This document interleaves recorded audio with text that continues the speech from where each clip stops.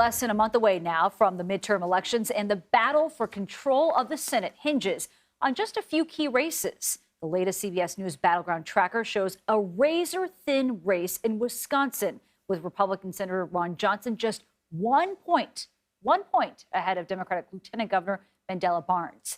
Let's bring in CBS News political director Finn Gomez for more on this. Finn, very good to see you. Great to see you too. Ron Johnson is often called the most vulnerable Senate Republican, but the race there is so incredibly tight. What's going on there, and what's behind all of this? Nancy, yeah, you're right. Johnson has been a top target for Democrats to flip this seat from red to blue. He was considered the most vulnerable Republican incumbent at the beginning of the year.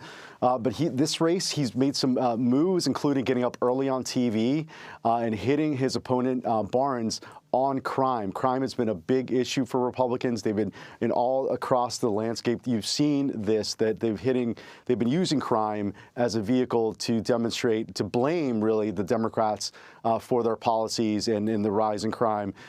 So even in our most recent poll in this Battleground Tracker, Johnson got enthusiastic support from the GOP base, but was boosted really over Wisconsin voters' concerns about crime and also economic issues. That's another issue that Johnson has been hitting Barnes and the Democrats hard on, is the economy, inflation especially. So we're 29 days away to the election. Those are two key issues, not only in the Badger State, but across the country. So President Biden has a 61% disapproval rating in Wisconsin among voters there. I'm curious as to how Democratic candidates are sort of managing that. Or I don't know, maybe voters differentiate between what's happening in Washington versus state level politics. Anne-Marie, that's a great question. You are seeing in some of these key battleground states, take example, Ohio and North Carolina as two key battleground states where the president remains unpopular, and Democrats have sort of maneuvered not to even really mention him on the campaign trail, or to really even avoid him when they talk about the current state of affairs. So you're seeing that he's not really traveling and campaigning for battleground Democrats in these states. So it is having an effect. It's also something of a historical nature here, Anne-Marie. The historical headwinds is that the president who's in power, like his party typically loses seats in the Congress during these midterms. So you sort of have, they're up against that historical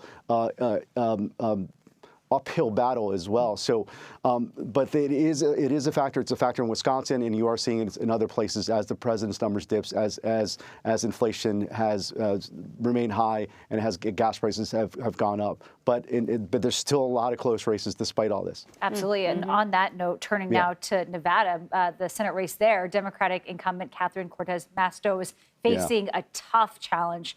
Every race is important right now, but how important is this race for Democrats in particular? Nevada is a crucial race, Nancy. I mean, it's one of the most toss-ups, if you will, across the battleground landscape. A Republican challenger, Adam Laxalt, has been leading in most polls, but barely, usually by a couple points and within the margin of error. It's a close one, and it's a crucial one for Democrats. But I spoke to some top Democrats over the weekend who say they recognize that this one may be one of the toughest to pull off, though, again, it's very close. But it's also, Nevada is a state that's been hammered by the pandemic. The shutdown it really impacted their economy, and this is a state that really relies on tourism. So there's really some really big ramifications because of that, and that has been also used by the Republican to hit his Democratic opponent. But it's also another state where the Latino vote is crucial here, and that is somewhat up for grabs as well. It's about 20% of the electorate, the Latino vote, and both candidates are going hard after this crucial demographic. We'll see what happens on November 8th.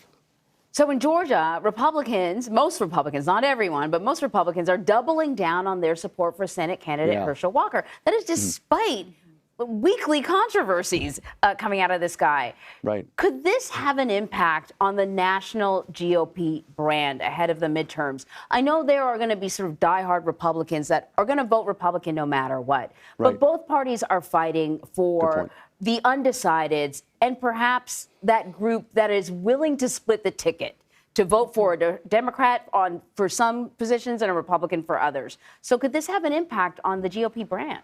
That's a great question, Anne-Marie, because, as Republicans have rushed to support this embattled GOP candidate in this battleground state, as the controversy continues, especially over the Daily Beast story that alleges that the anti-abortion conservative paid for an abortion of an ex-girlfriend back in 2009. NRC Chairman Rick Scott and Arkansas Senator Tom Cotton are campaigning with Walker tomorrow, NRC officials tell me, in Georgia.